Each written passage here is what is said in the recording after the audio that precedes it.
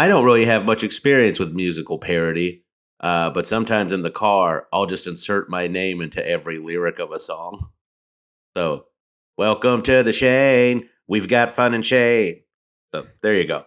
But Kyle, it seems like something you're a huge fan of because you're smiling already. I just like the idea of you singing.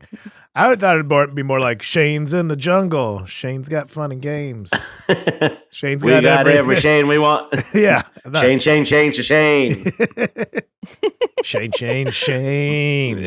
Yeah, that one's been Shane's done. a fool.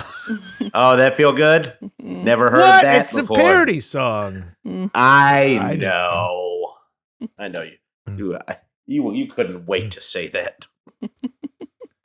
You don't think 500 Kyles has been sang at my face before?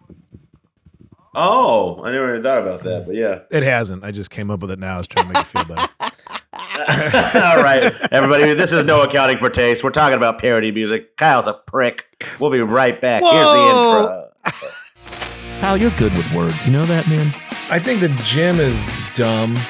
Did Rachel walk in the room? Of course I've eaten a Baconator. Man, if you ain't doing CrossFit, you can get cross-buff. You're right. A long burger's not the worst idea I've ever heard. That's your sitcom right there as a Mr. Fix-It-All who just can't fix his heart. We will not be defending Atlantic City. No accounting for taste. If it's something that somebody loves, let's try and celebrate it instead of shitting on it. This Valentine's Day, move on from those sketchy gas station erection pills and treat yourself to a supplement you can actually trust. No prescription needed. Horny goat weed. I only want to be one of those words. I don't need Spanish Fly, just this Mountain Dew. That's right. Go to usejoymode.com and get 20% off with code NAFT at checkout. That's 20% off and free shipping. Oh my goodness. With code NAFT at usejoymode.com. Be at your best when love is in the air with JOYMODE. Get started on your resolutions with Factor so you're ready for the new year. Factor's ready-to-eat meal delivery takes the stress out of meal planning and sets you up for success in the new year. Head to factormeals.com/NAFT50 and use code NAFT50 to get 50% off. That's code NAFT50 at factormeals.com/NAFT50 to get 50% off. I was trying to make you feel better. Well, it hasn't been done to you. If it was truthful, it would have made me feel better. Well, no, I mean, my name's already Kyle. Isn't that bad enough? Doesn't need to be made fun of in a song. It's a dumb name. I don't know if it's that bad. What do you think, Charlie? I think it's a fine name. I think in recent years it's taken some hits. It's been a rather meme worthy. Oh, okay. I think I would feel less bad if I didn't also behave the way it's made fun of that Kyle's behave. I see. So it's accurate. Yeah. So that makes me mad also. I'm sorry. Were these memes the news? Listen, I'm not going full Rittenhouse, but I have I've punched things because I'm stupid before. Yeah, well, me too. Okay. All right. That's not limited to Kyle. That's just the Irish in us. Yeah. Well, and also, anytime we try and start this podcast and I have to do something technical. The only reason it's smooth for me today is because I was doing one before this and I ironed out all the mix-ups. But that's not what we're talking about. We're talking about crazy, wacky, goofy, fun songs that maybe sounded like another song, or maybe it's just a silly song to begin with. Let's you start, Kyle. You seem to be okay. I feel like you're gonna have much better love for this than me. Well, I not necessarily parody song, but I guess comedic music and everything. I do have a problem sometimes if lyrics are just bad in a song. Like I like Blink-182, but then it was too many pee-pee poo-poo songs, and I'm like, I can't sing along. I don't feel okay singing along. Not like it's offensive. I feel like I'm singing a nursery rhyme. Yeah. Like I'm in my 20s and I feel like I'm on the bus in junior high. And so that kind of stuff, like that's a real band that like just was kind of immature. So I guess that doesn't count so much. No, that's like. But Weird Al, almost like that's also winking. Yeah. Weird Al genuinely kicks ass. Yes, genuinely like, does kick ass. Yeah, and I don't really know. I know the big hits of hits or parodies of his. Yeah, I haven't listened to an but album. I listened to some New York Times podcast about somebody who went to go see Weird Al because he sold out Forest Hill Stadium. Like, Yeah, he's a legit legacy act still to this day, which is insane. Oh, I don't And they were doubt that concert would be amazing. Yeah, and they said the things I remember. Obviously, I'm not a Weird Al fan. They said people were having full on emotional like feelings because and there were people that had been coming to his shows in T-shirts from 30 years ago. Like shit, like his fandom is like all the way through, And in that and it's case, generational. yeah. And they said, and the man has fucking pipes is the other thing. Like, he can sing. Pipes. I mean, just the video of him lighting his accordion on fire like he's Jimi Hendrix. I'm like, he rules. I remember. I mean, I remember that seeing that is so awesome. Yeah. That I he doesn't take himself that seriously. I remember seeing Patton Oswalt had some like debut at the Silent Movie Theater, some movie premiere for an independent movie he was in years ago, and I went to it. It's just a small gathering in the back, but Matt Groening and Weird Al were there, and that was more dangerous than the idea of like world leaders convening. I'm like, they could take out everything valuable to my childhood in one fell swoop if somebody bombs this place. I'm like, I think we need to separate these people just for the good of humanity. I don't think you guys should be in the same place. Yeah, if Tawny Katan had been on the car in the parking lot on top of a car, you'd have been horrified. Yeah, no, something bad's gonna happen. They're gonna take it down. I remember Kyle Kinane in Designated Survivor. The two stories about Weird Al. I remember it was cool. He did Gangster's Paradise, and Coolio was mad at him for doing it. So I was like, well, Amish Paradise. Amish Paradise. Well, I guess Coolio sucks.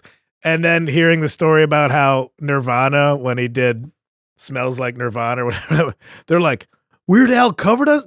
That's awesome. Like, they were just so excited. I'm like, that's why Nirvana's cool. I will say that I guess the one memory I do have of Weird Al in particular is like, I worked at Blockbuster Video, and when Amish Paradise came out, we had like these like tapes that corporate would send us that we would have to play in the store over and over again. They'd be like, yeah. And they would have music videos in them sometimes. And Amish Paradise was one of the music videos. And I think if I hear the opening lyrics, I think I might be able to get through the whole song. Like a pretty good karaoke version of it. You just because I heard it. Yeah. Yeah, like it was just like on the whole time. Yeah. I definitely I didn't settle in as this is my problem. Like, I don't know a lot of Ween music, like the band Ween. But every time I listen, it seems like they're changing it up. I think I've mentioned it here before. Like, they're changing it up so much. It's not quite parody. They're all very good at it. But I'm like, I don't know how to get into this band that's shifting and changing all the time. Because to them, that feels like a Weird Al thing. Like, it's a novelty. But then to say that, it's almost you're discrediting it as like the musicianship. And I don't want that to be it. But yeah, with them, it's like I think it's more like they're just continuing to expand things, and some things I guess they're doing better than others or whatever, probably, but or more listenable. But I sang a parody song in my my 5th grade talent show. I did stand-up comedy in 5th grade, and I sang a parody song. I was a big fan of the movie Top Secret, and that was all. That was a lot of like. That was not so much parody, but like he was singing like all his musical numbers in it. Yeah, but he did. I don't know. I just remember singing the beginning of "Lonesome Tonight" by Elvis, but I just said, "Are you lonesome tonight? Is your underwear too tight?" And then I just kind of trailed off. I think that was it. It's 5th guy. I didn't have a lot of fleshed out bits. I think it had another verse, but are you lonesome tonight? Yeah. Is your underwear too tight? And then is it hard? Is it hard to get off when you pee or something? It was 5th grade. I don't know. Okay, well, it's pretty good for a talent show. Yeah, I got around there. So so that was kind of, I think, one of my early exposures to like silly music and the Youpers, which is What are the Yoopers? Midwest staple. That is the Oh. Yoopers. That is in the Upper Peninsula of Michigan. The original big hit was the Grandma Got Run Over by a Reindeer. I think they brought that one to the masses. That was them? I'm gonna go to the boards on it, and we're gonna find out. All right, Charlene, do you have a musical parody favorite or anything that's gonna land on you a bit, or do you have a memory? No, I've seen Weird Al in concert. How was the show? It was great. It was Yeah. when he was doing that acoustic run. Do you remember that? No, I missed that tour. I was busy. I was busy seeing Dr. Demento become electrified. Dr. Demento was a great radio show. I don't Weird know Al why you're went down on unplugged? him. That was a fucking great radio show. There was an intimate Weird Al Unplugged tour. Yeah. Yeah, there was. Yeah. What was that like? It was odd, but also really cool. I mean, his musicians are real musicians, you know? Yeah. So it was weird because you're like, I'm listening to parody music, but it's kind of like I'm at a high class concert, but Yeah. not. Yeah. So it was fun. And Dr. What an Demento interesting rules. guy. I take this back. The Grandma Got Run Over by a Reindeer was not an original. They redid it as Grandpa Got Run Over by a Beer Truck. Oh, yeah. Oh, that's the Yoopers? Yeah, it's Upper Michigan, Wisconsin. So they parodied a silly song already, which is a bit of a no-no in comedy, but it's funny when you're. Well, they're like your favorite band's favorite band. They're influenced by the greats. Yeah. So they were just folding it in on itself, getting real conceptual. Yeah. I heard on that album they took two guitar tracks and played one forward and one backwards and laid it over each other. The same track. Yeah, it's wild, man. It's really cool. Experimental. Yeah. Rick Rubin wanted to get on it, but he didn't have the same vision. Is there a Rick Rubin Weird Al crossover anywhere in the world? Oh, I would bet they're both huge fans of each other. Yeah. There's a whole chapter in Rick Rubin's book dedicated to Weird Al. I wonder. I want to see Weird Al and Steve Albini. That's what Dr. Demento. All right, Charlene, I didn't listen to Dr. Demento that much. Can you give us a rundown of this, please? Since you actually gave us an article, but yeah. Well, I just included the article because I figured it would come up. I didn't realize that you hated him, so there's that. Jesus, you're jumping. It was a radio show. I don't know what year it was on. It was on for many, many years, but I used to listen to it while I went to bed, and he would bring all funny, silly music from every era. So there was a lot of Weird Al, but there was also does your chewing gum lose its flavor on the bedpost overnight? And that, what is a boy named Sue? A boy named, he played that, all genres, all types of music, just stuff that had a silly feel to it. And he played a lot of punk music also. So a lot of people really got into punk music that way. So fun. This is the stuff where I wish I could go back in time and reanalyze the stuff I was putting my attention towards. Mm-hmm. Because I was so close to being into the real cool stuff, and then I just missed it for some dumb shit. Yeah. The real cool stuff. I was too busy trying to dial in 103.1 WVVX because I definitely needed to hear a Sepultura song to go to sleep to. Roots, bloody roots.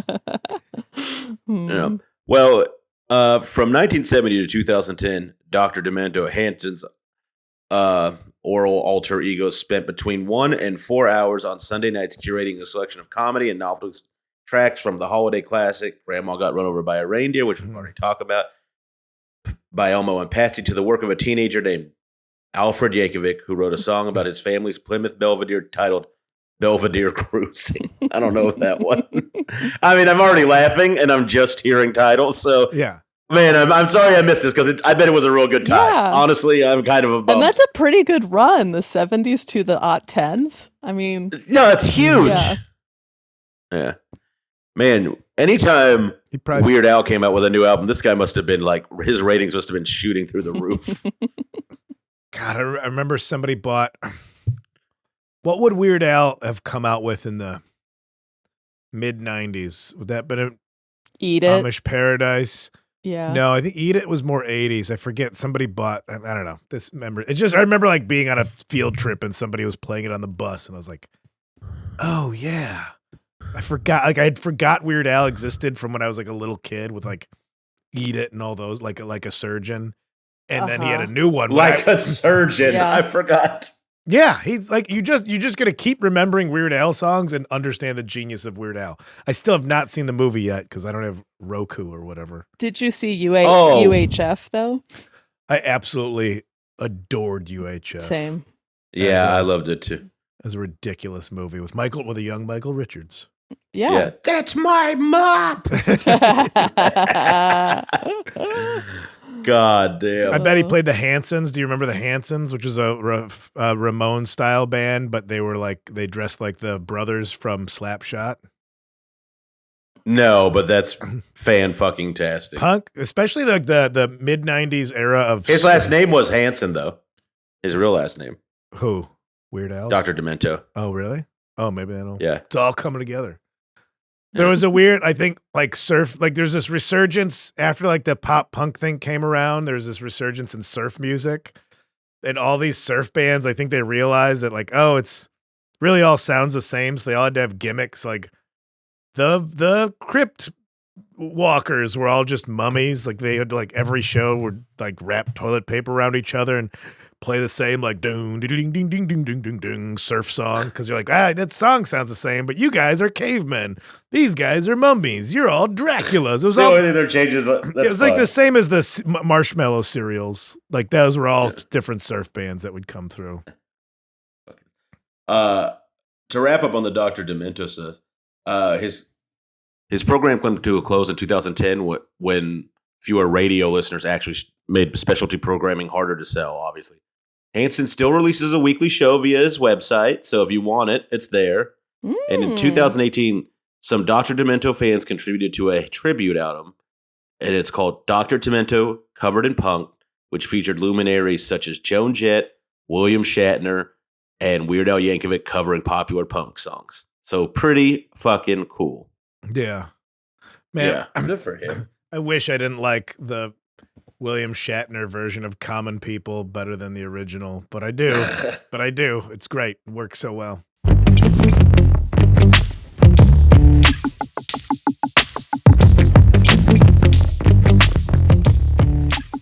Get started on your resolutions with Factor so you're ready for the new year. Factor's ready-to-eat meal delivery service takes the stress out of planning and sets you up for success in the new year. Skip the grocery stores, prep work, and cooking fatigue. Instead, get chef-crafted, dietitian-approved meals delivered right to your door with over 35 meals to choose from per week, including options like keto, calorie, smart, vegan, and veggie, Kyle, and more. Plus, over 55 weekly add-ons. You have a ton of nutritious and flavorful options to kickstart your resolutions.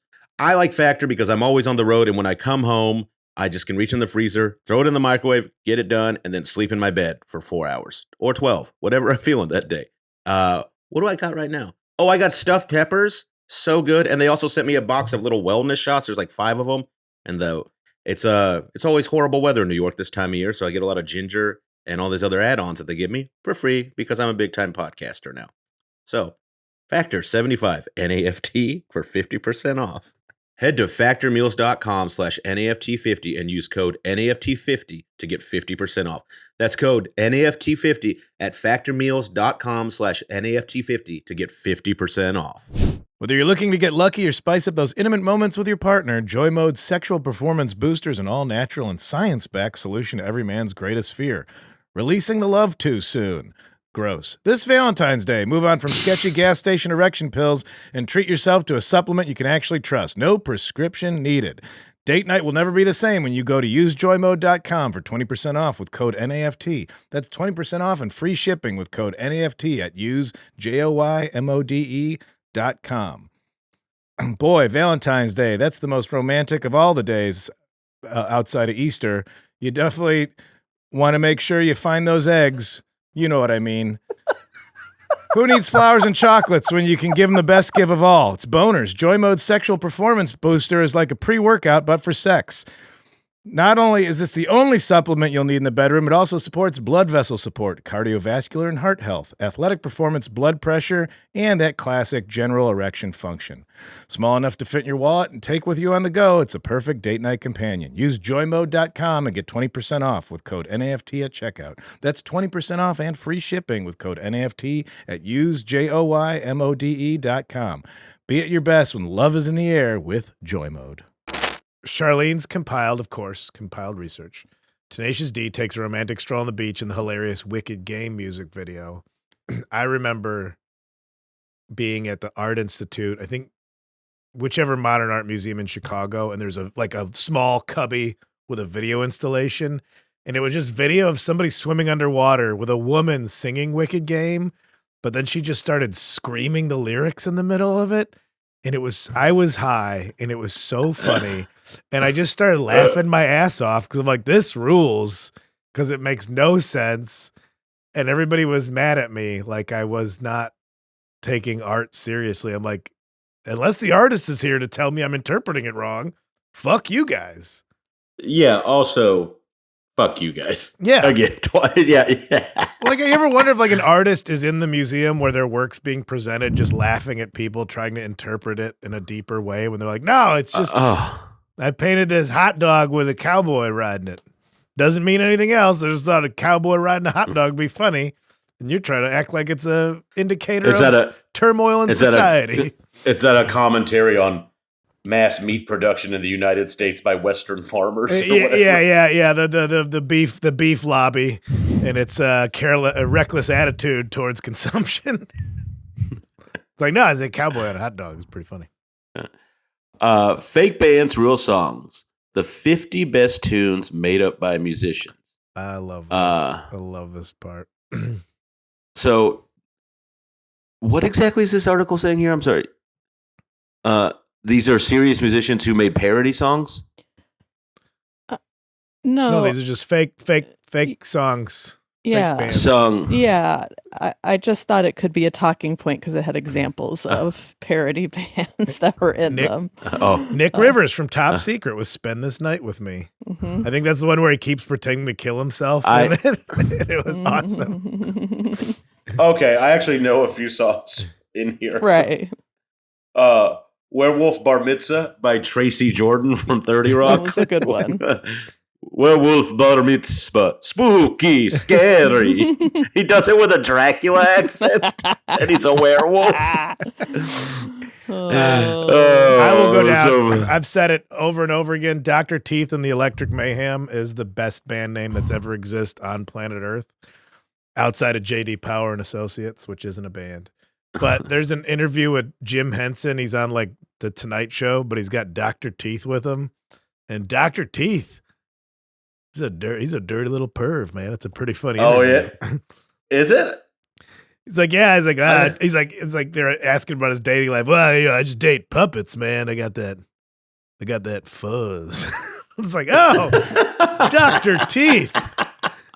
What the? You're filthy. He's just a sleazy guy in a band, you know? I know we talked about him last week, but speaking of puppets on human programming outside of their universe, Triumph the Insult Comic Dog on Hollywood Squares is one of the funniest things I have ever seen. It's him, and he just keeps making fun of Al Roker for being fat. You just say Triumph the Insult Comic Dog in anywhere is the best thing you're going to see. It's going to be pretty good. We should get him as a guest host. That'll be impossible. Number 44 on the Rolling Stone list, Baby on Board, the B-Sharps, a very classic Simpsons episode. I can't believe, scrolling through this list of like fake songs, how many of them I know. Not only know, but know a lot of the lyrics too also. Yeah, it's like blowing. Yeah. I'm gaining a kind of bigger respect for this in a sense because it's just in my. I think can you can you picture that as number 36 by Dr. Teeth? I'm going down the list now. We got to Cheech and Chong, which is Mama talking to me, trying to tell me how to live. I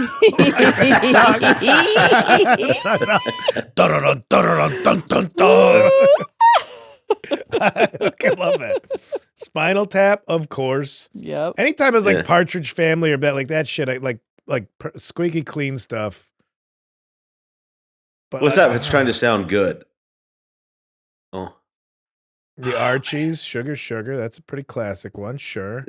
Some of these I've never heard of. These are like just real songs in movies. oh, please, Mr. Kennedy. The Runnels. From Inside Llewyn Davis, that Coen Brothers movie. Yeah. That's great because it's Oscar Isaac's character is this disgruntled singer-songwriter, and Justin Timberlake is like helping him sing this song in a studio set, and he goes, "Hey man, I'm really happy for the gig, but who wrote this song? It's fucking awful." And Timberlake goes, "I did." Just Number 13, On the Dark Side, Eddie and the Cruisers. That song rules. I still don't know what that movie's about. I've tried to watch it. The song's on. Now there's a part of a movie where I thought they were a real band. Yeah. No, I don't think so. No. Oh, A Kiss at the End of the Rainbow from A Mighty Wind. Mm-hmm. Oh my God. Yeah, that was a great song. movie. Yeah.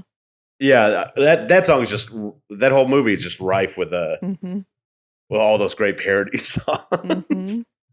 God, that movie fucking kicks ass. Christopher Guest never ceases to amaze me. Agreed. Straight out of Low Cash. Motherfucker named Gusto. All right. Yes, I know so many of these songs.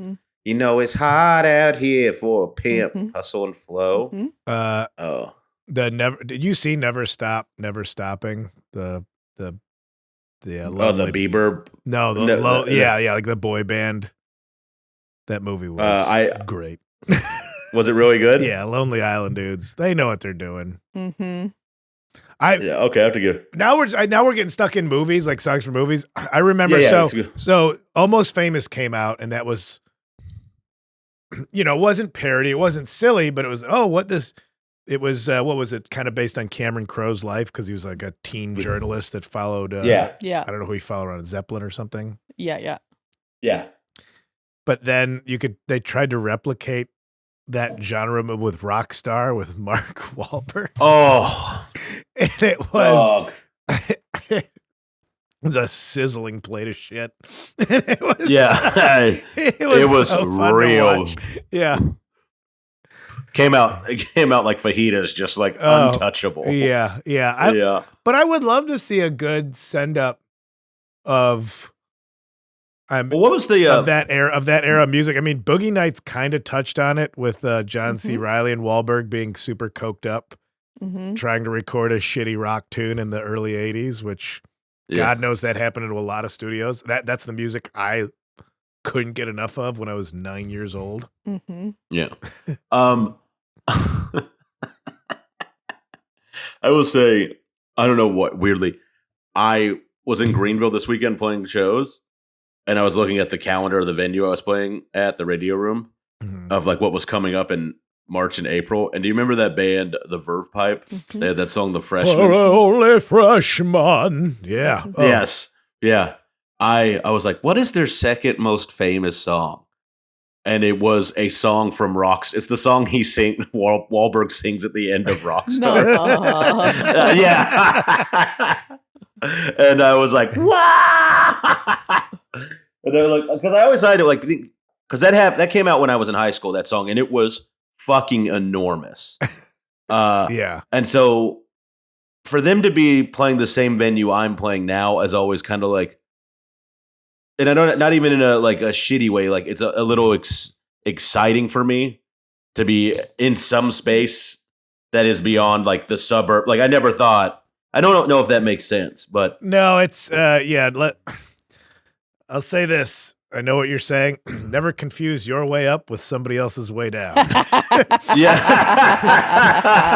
No, yeah. I have to acknowledge that I'm on much more of a straight line, and I'm watching the meteorites. Yeah, no, I know that. So that would imply that I believe I'm on my way up. Hey, a slow grade, baby. A slow gradient up. That's what we're doing. Thank you. Yeah, we're doing good. An easy. But I just like it was also Wheatus was playing there, the Teenage Dirtbag Band. Oh, okay. And I was like, I just like it. That was I don't know if it was a parody song. It's not. You wouldn't call it a parody song, but it's kind of a. I think it's when song that's like winking at itself. I think when a genre is so overdone, there was stuff I would consider parody songs. Like, do you remember when SR-71? Remember that band name?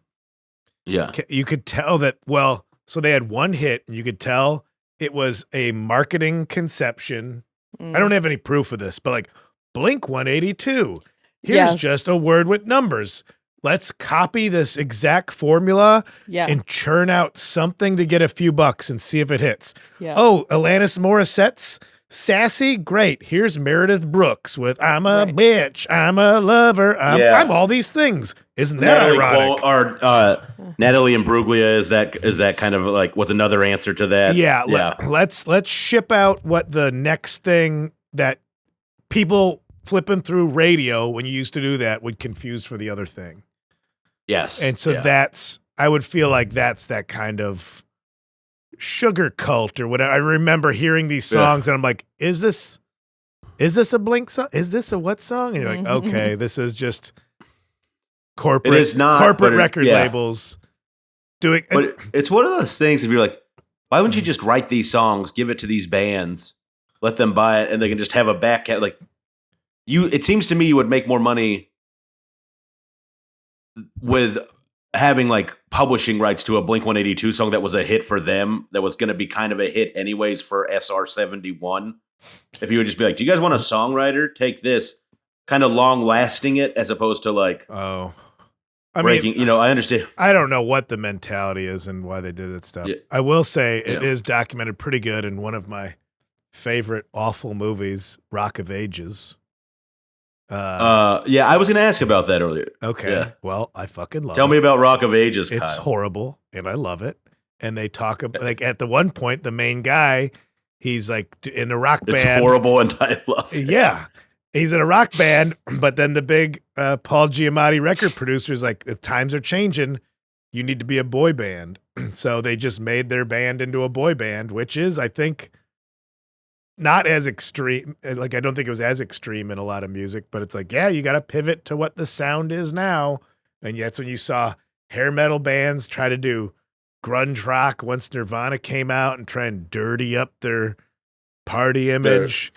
And that everybody saw through that. And number 4 on this list, Josie and the Pussycats, that movie. Young man Kyle Kinane was affected by it.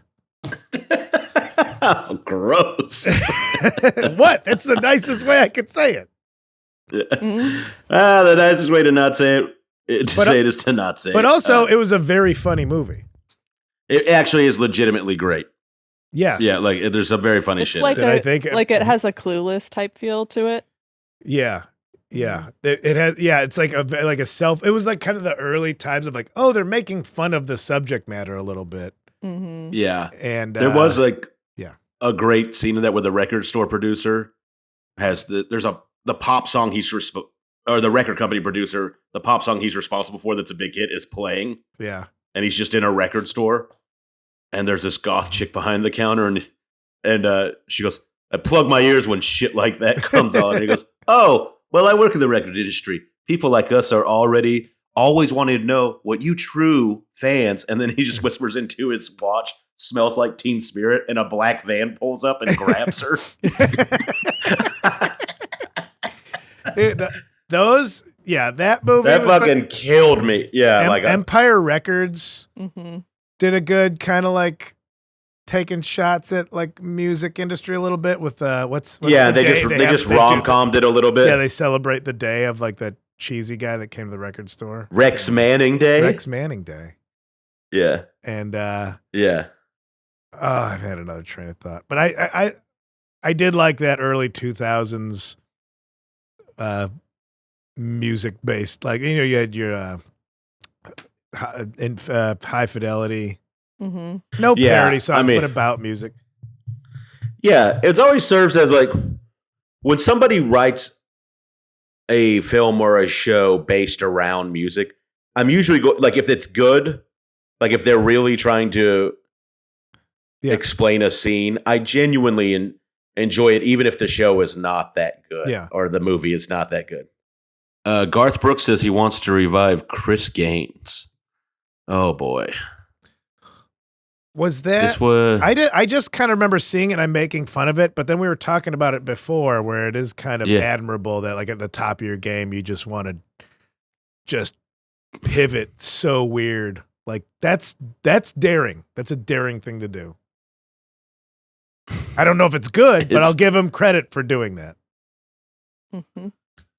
Oh, here's this is from this. The Gaines project was a lot of time put in it because it's not natural. So you're recording a record that's a bit different. And selfishly, I love the Chris Gaines record, so I want to do it for me. It challenged me as a vocalist, added Brooks. So I don't know when we're going to get it, but it's on the list for him to do that again. He got a lot of fucking grief for that. But that's why I had more respect for Garth Brooks. I'm emo now. Hey, Beyonce's a country star. Mhm. Garth Brooks can be emo. You can be anything you want to be in this world. If you're so obnoxiously rich and have access to producers, you can make huge mistakes and people forgive you. I'm so excited about this list though. That thing you do by, I'll say it properly, the Oneaters, the Wonders. Oh yeah. I wonder what happened to the Oneaters. That movie was like right when my band was, I think, breaking up, and we're just like these guys. Like, no, we're not. We got 30 people to a show once. We're not like this band at all. And what we think we're losing here. We're just like these guys. Oh, skyrocketing, but undercut by egos. No, not at all. We just got busy. We're just like these guys having a secret crush on Liv Tyler. Yeah. Oh, that's awesome. That makes me very happy. Yeah, but Steve Zahn. Put Steve Zahn in more movies. Steve Zahn and he's great. I like him in movies. Crazy Ex-Girlfriend. You brought it up 10 times a show, parodied famous bands and artists. I know that show's great. I've never watched it because I know it's a musical. Mhm. And it's my own. Every time I sit and go to a musical live, I have a great time sitting and watching at home, with the exception of Rock of Ages. I have a great time. I will say this. Good. I have it's one of those things I'm like, I know I'm supposed to watch it and I just haven't, and I feel bad because I bet it's very creative. Mm-hmm. But every time I think to watch that show, I always am just like, I don't have the energy to be invested in a new thing in this moment. Like, I'm never in the right space for it. That kind of bumps It's me. okay to acknowledge something that's probably great that might not be your cup of tea. Mhm. Yes. It's okay to do that. And that's kind of the ethos of this show. Yeah. Well, exactly. So here's your whole Crazy Ex-Girlfriend episode summed up. I'm happy that you like it.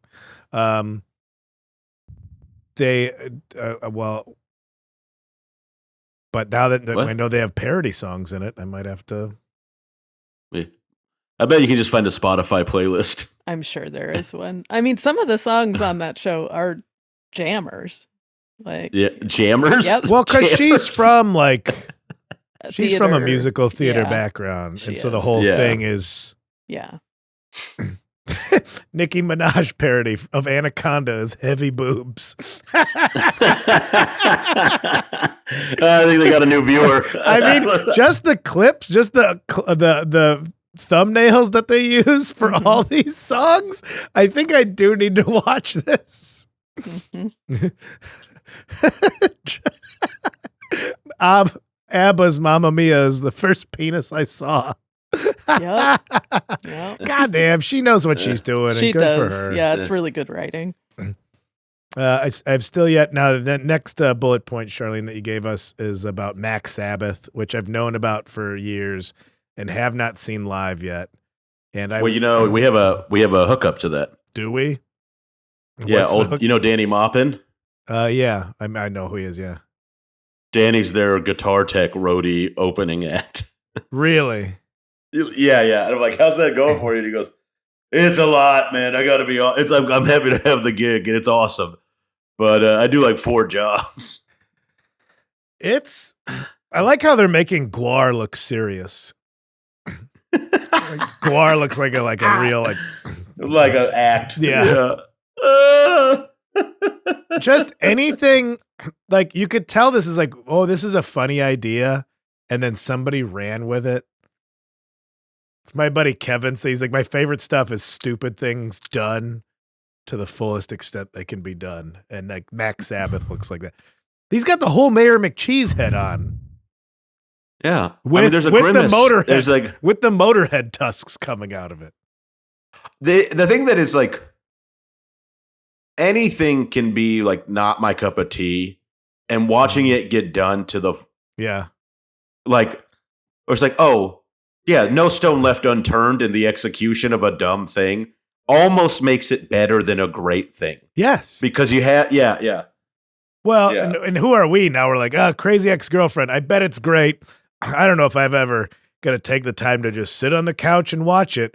But these guys, Ronald McDonald's gonna sing Iron Man. I better take an Uber. I better take the night off and make sure I don't have any shows. Listen to Grimace's drum solo on Walk. Yeah. Also, Heavy Boobs is like that made me laugh too. I'm trying to think of bands that I've seen live where they've done. It's never. I'm like Parody is such a specific type of. I think we're going more musical comedy, like Wheeler Walker Jr. Yeah, that has made like the first time I put it on, I think I almost crashed the car.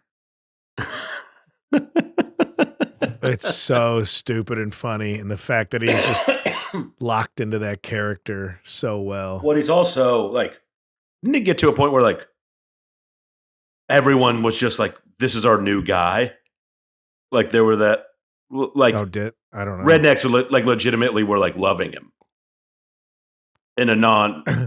Yeah, and he's got a song called Redneck Shit, and it's all about like fucking your grandmother and eating cats. Like it's the most outlandish. It goes so hard into hillbilly stuff. You think it's gonna be like red cups and trucks. I'll fuck my sister, take a shit on your mom. Like it's like, oh Jesus. But it gets there so fast. That's why it's funny. I suppose you have a limited window to get people's attention with that kind of music if they're not into it. I've put it on for other people, and you get through about 4 songs, and it's like, all right, for me, there's a ceiling to how much silly music I can consume. Yes.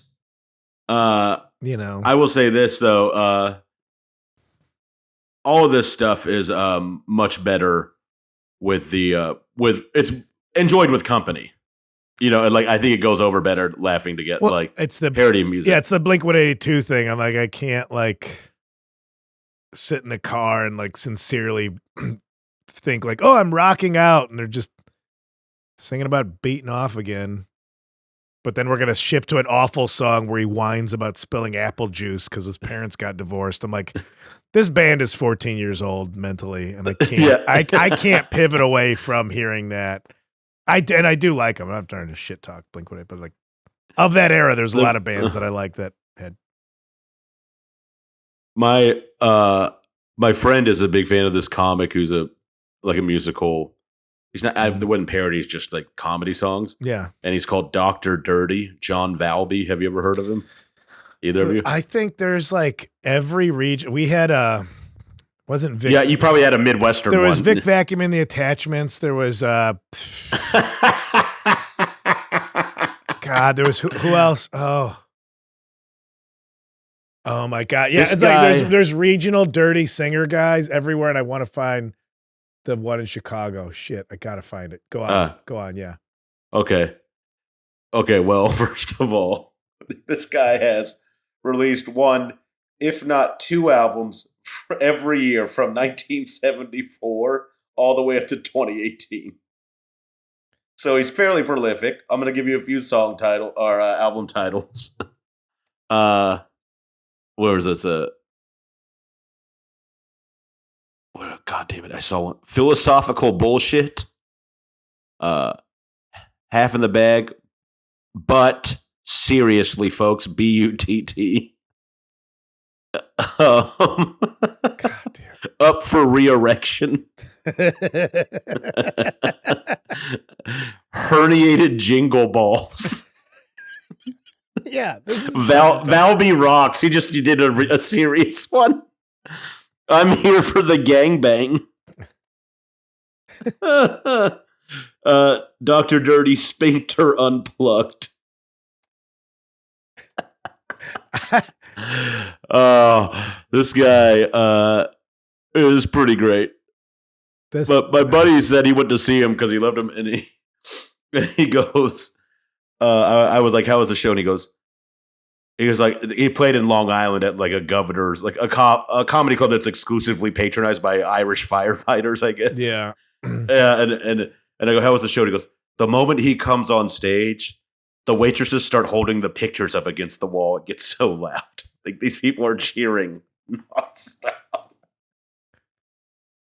Dude, all right, I'm coming up short on the thing I'm trying to find, and I'm upset about it. But you mean there's not a long history of Vic Vacuum and the Attachments? No, Vic Vacuum and the Attachments. I think it was just like a straight up like band that would just play wherever. But this was a guy that was pretty much racist, I think. But like in the way that you'd enjoy it. Like in the way that he'd be silly, and people would laugh at it. I can't wait to hear what the Cody Cats here have to say about this, honestly, because I think we're going to be. Let's go. Yeah, let's go to the calls. I'm upset I can't find this reference. It's more I'm pissed at my own lack of memory right now. So you're all good, buddy. We should. All right, we'll be right back after this word from our sponsors, guys. And why don't you throw on a Midsummer's Wet Dream by Dr. Dirty.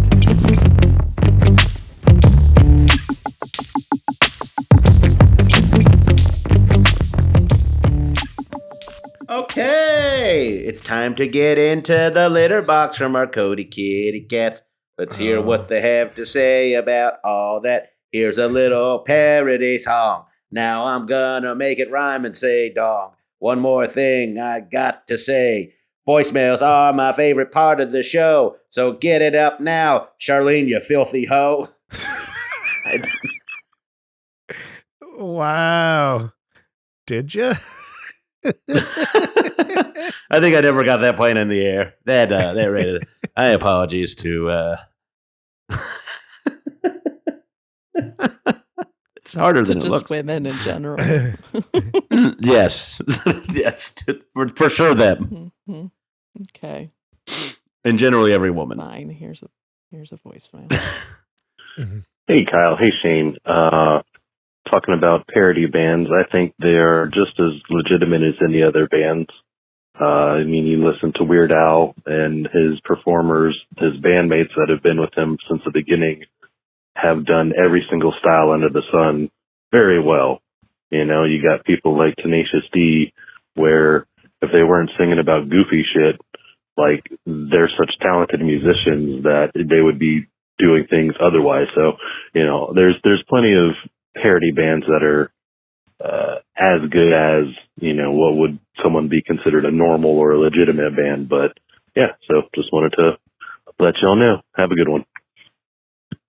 Yeah. Forget about the power Tenacious D had over people. They were there at the right time, man. Mm-hmm. Iron was hot for those guys. This is Stevie Starlight was the guy I was looking for here. Oh God, we had who was the guy in Portland that had the Tony Starlight? Was that his name, Charlene? He had the dinner club, and he would do a show. Yep. Yeah, I'm looking at a website from 2002, probably right now. Let's listen to another voicemail, please. Yeah, sorry. I need that for me. I'm sorry. Here we go. Parody bands, they can be fun. Like Weird Al is cool. Parody comedians where they use music as their way of telling jokes can absolutely eat a dick because that's horrible. Parody cover bands where they make fun names. Like I saw Yachtly Crew. which was a band wearing nothing but sailor outfits playing yacht rock, and it was probably the most fun I've had at a concert in decades. They closed with Baker Street, and there were fireworks coming out of the saxophone, so that was fantastic. But yeah, parody bands, I'm here for it. It's a good time. Thanks, guys. Love you. Awesome. Fireworks coming out of the saxophone. I'm sold on this. Mm-hmm. Same. What would you call Metalachi? Wow, that was. I thought I was gonna go see like actual like Hispanic people playing in the band, and it was like a bunch of white Playing dudes dressed like, this is a deep cut, dressed like Patrick Dempsey from, I believe it is a Loverboy. Mm-hmm. Okay, Charlene, when he worked at the pizza place, Yep. that was a Mexican pizza place, and he would have to Yep. deliver wearing a fake mustache and a sombrero. Yep. That's how it was, just white dudes like that. I'm like, this might be offensive then, because now you guys are doing the whole fake Mary. I like them though. Mm. Yeah, they're. Have you heard them, Charlene? Mm-hmm. Metal song covers in mariachi music, and some of it's pretty fantastic. If they weren't leaning on Latino stereotypes in the appearance, I think it would be totally fine. Mm-hmm. I mean, I'm not going to get upset on somebody else's behalf. So no, I'm not either. But I went and saw them with my old neighbor one time, and like it was a pretty fun show. It was Cinco de Mayo. So, of course, that's like the biggest day of the year. Yeah, if there's going to be a day where white people are ruining some sort of Latino heritage, may as well be Cinco de Mayo that I got it. So I got it the other 364 days of the year, guys. I would like to take the moment to defend musical comedians that are legitimately funny. I'm going to put Henry Phillips up there. Yeah. I'm going to put Doug Pound. I don't even know if that's music. It's just kind of weird samples and everything. Right. DJ Doug Pound. Caitlin Cook. I'll give it to her. Yeah. Yeah. So there's. I want to shut off as soon as I see a guitar on stage also. Yeah. But I get it, because sometimes it's just a person doing a trick, and they're not doing anything clever. And then sometimes some people are very good at it, like parody music in general. Talking to do off air on that one. Ooh, buddy, boy. do not get me started. I almost went over backwards with how much sass you just came at me with. you bowled me over with sass, Shane. Ooh. Charlene said she's on a time limit today. Okay. We ain't got time for what I got, baby. We can talk off air. Throw that on the Patreon for a month. But yeah, don't discredit to that caller. Don't discredit all of it. There is some very funny stuff out there. It's tough to give it a shot. I know. Here's the next one. Okay. Parody bands. First of all, hello, Kyle and Shane and Charlene. I love you guys. Meow, meow. Hi. Parody bands. Do yourself a favor. I'm not going to tell you what I think about parody bands, because I think if you listen to this song, you'll understand my opinion on parody bands. There's a parody band called Honchie from Dallas. Honchie, I think. I don't know if they're still around. I saw them years ago. They have a song called Mullet Man to the tune of Rocket Man that is a must listen. And then you tell me. It's coming up right now. You tell me whether parody bands are good or bad. Thanks. Bye. All right. Mullet Man. That trying to explain your favorite parody song to somebody else always makes it sound bad. Like, well, it's this song, but they changed the lyrics to this. And it's one of those, like, if you're not in the mood for it, it sounds like the dumbest thing in the world. But if it catches you in the right mood, it's the best. So yeah. Honchie. Well, look it up if you guys say. I would love to know what the listeners think of this. So if you want to call in and leave a voicemail, like, if there's an elitist level to liking parody music and comedy music, I want to hear. I can't imagine. There's no more annoying person than the record store guy who asks you about the band you're wearing and to see if you know enough. Yeah. So if there's a parody music person that has this position, please call. Oh yeah, like a a newcomer to the parody scene. Like, it's already been done, dude. Yeah, there's no room left. Oh, I don't know. Maybe a little somebody called Weird Al. That's why Like I they really say need to shit see that movie. Charlene, did you see the Weird Al movie? I haven't seen it. No. We could all watch it together as friends. Okay. Someday we'll all be in the same city. Yeah. I'm sure we will. Okay, we have who two more. Time for two more. And one of them's Time for got to two more? be our Of man course Cody. it is. Yeah. of Okay. course. All right. Yeah. All right. Yeah, Let's yeah, hear. yeah. Let's hear. Yeah. Okay, so here's the one before Cody. Hey guys, calling about parody bands. Yeah, I think they're fine. It's not something you jam to all the time. Every once in a while, it's fine. There's a lot of good ones. Weird Al's fun to play every once in a while. I wouldn't play the whole album at a party, but maybe a song or two if everybody's feeling goofy. Manic Hispanic is really good. They're really talented. Yep. Wheeler's all right. It's just, I think the wrong group of people don't get the joke behind it. I think he's serious. Yeah. Because where I'm from, it's like they get it confused. Like, whatever. What else? Me First and the Gimme Gimme is more like a cover band.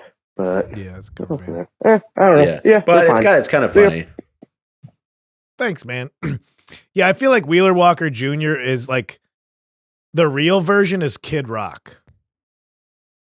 Like Wheeler Walker Jr. is making fun of all the stuff, but people are consuming it like it's Kid Rock. Like it's about us. Like no, he's laughing at you. He's a Jewish guy laughing in your face and taking your money. The people who are taking his music seriously, I want to know what the rest of their record collection looks like. But what? But what if they're not? What if we give him enough credit to be like, I know he's making fun of us, and we like having our balls busted. Whereas you couldn't make an indie rock song about non-binary septum ring people yelling at you for getting their coffee order wrong. Like I don't think rock is boring. Yeah, I don't think the sense of humor would go that way. I 100%. You're right about that. You make a very good point there. I agree with. I'm inclined to go with you on that as well. You can make fun. You can go on stage. A parody of shoegaze rock would be awful to watch live. You can go on stage in Texas and make fun of them, and if you're being funny and fun with them, they're on board. They're like, yeah, we do. We got dumb hats on. Come on, pretty boy. What else you got? And if you do that, in Portland, it's a little bit well. I mean, we're just out here fighting for the rights of all people in society. So I guess if that's humor, that's funny to you, I guess. So, live from Kyle's right-wing bunker on the west side of town. Listen, I got ammo and I got punchlines. Yeah. You're gonna get one of the two. And Manic Hispanic, I forgot. I've been listening to them a lot lately. They're that's Elvez and an offshoot of Voodoo Glow Skulls. I didn't know they just did cover songs, but they're pretty funny. They do like a lot of Rancid songs that are just about being Mexican. Really? Yeah, they're pretty fun. I'll have to give it a listen. Yeah, Manic Hispanic reminds me. I was looking up boxing nicknames, and there was one guy named called Juan Lacano, the Hispanic causing panic. Hell yeah! And, yeah, it was perfect. It rhymes. Yeah, well, it strikes fear in the hearts of right wingers. Well, because it was Manic Hispanic, it was Elvez, which was Mexican Elvis impersonator, I believe. I don't know all of it, but yeah, they do like Waiting Room, but it's called like Holding Cell. But it's very fun. God, but should we? I know everybody's on a time frame, and let's be honest. We're now we've got to the point of the podcast that we all look forward to. Yeah, you know what you can't parody? Nice bowl of soup. Well, everybody, get your spoons out. Put your napkins in. Sit down, and let your kids shut their fucking traps while you enjoy a nice bowl of homemade soup from our boy Cody. Upside down and inside out. About to show all you people what it's all about. Soup. There it is. Hi, I'm the Soup Man. Even he laughed at it. Even he laughed at his own joke, as you deserve to. I didn't eat soup in the past couple days, but I will.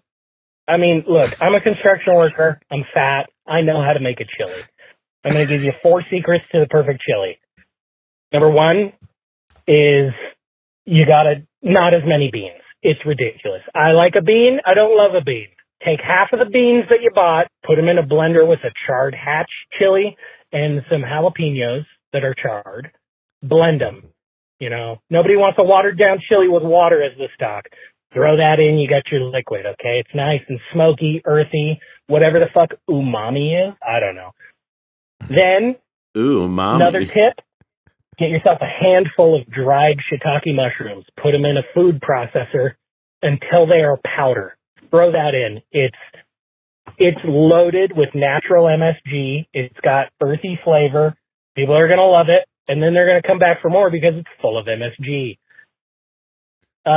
Another one, this is my little secret. If you're doing a 3 pounds of meat kind of chili, take 1 pound of it and make it bacon. But go to your butcher and have him grind it.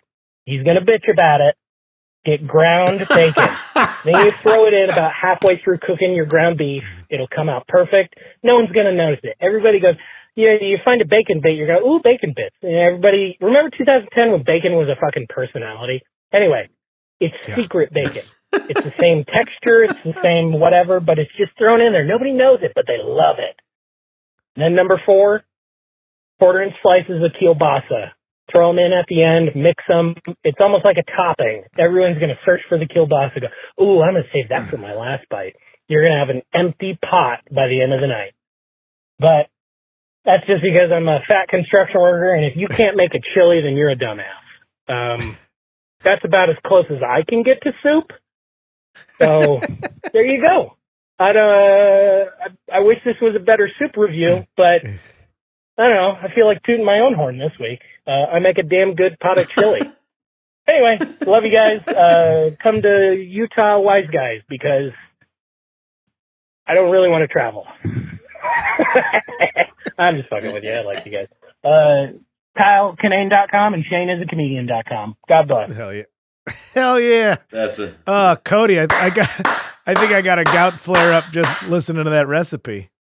I am anti-bean in my chili as a Texan, but other than that, it sounded really, really good. That's the Irish. And a lot of good tricks. Yeah, I do love also that he was just like, get your bacon ground. Your butcher's gonna bitch about it. Can we take a minute that this fella Cody, who we've just met a few short weeks ago, who seemingly who's never maybe the most integral part of the show. It really is.